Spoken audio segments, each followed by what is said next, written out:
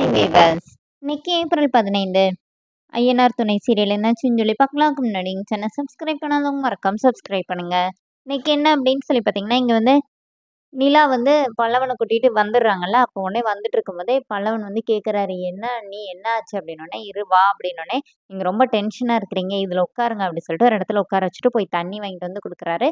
அப்புறமா தண்ணி குடிச்ச உடனே நிலா அப்படியே எமோஷனல் ஆகுறாங்க. என்ன நீ என்ன ஆச்சுன்னொடனே, இந்த மாதிரி என்னை நம்பிக்கை துரோகம் பண்ணிட்டாங்க. என்ன சொன்னாங்க, அம்மாவும் அண்ணியும் தானே வீட்டில் இருக்கேன்னு சொன்னாங்க.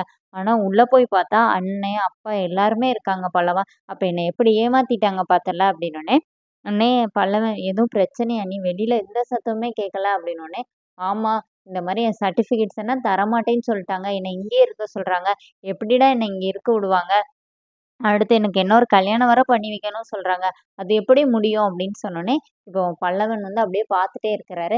சரி வா நம்ம போய் சாப்பிடலாம் சொல்லிட்டு கூட்டிட்டு போய் ஒரு ஹோட்டல்ல போய் ரெண்டு பேருமா சாப்பிட உட்காந்துருக்காங்க.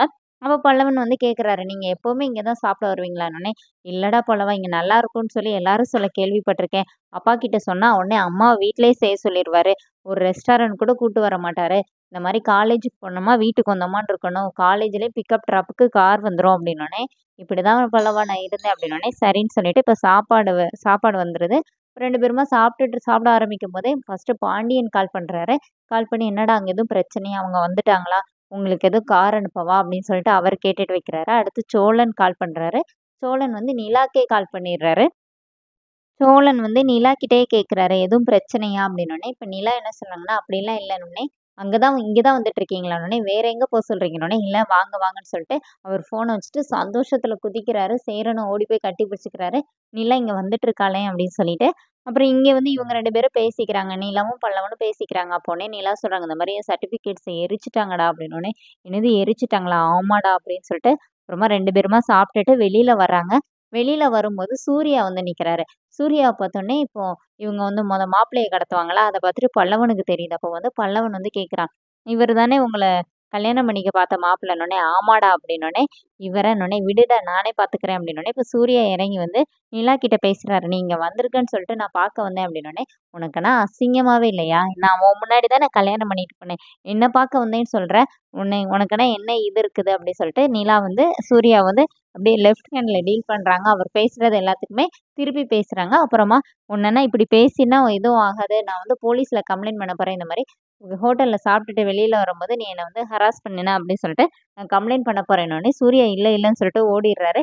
இப்போ பல்லவனும் நிலவும் சிரிச்சுக்கிட்டே கிளம்பிடுறாங்க. இப்போ வீட்டுக்கு வரும்போது சோழன் வந்து பிக்கப் பண்ண வந்திருக்கிறாரு.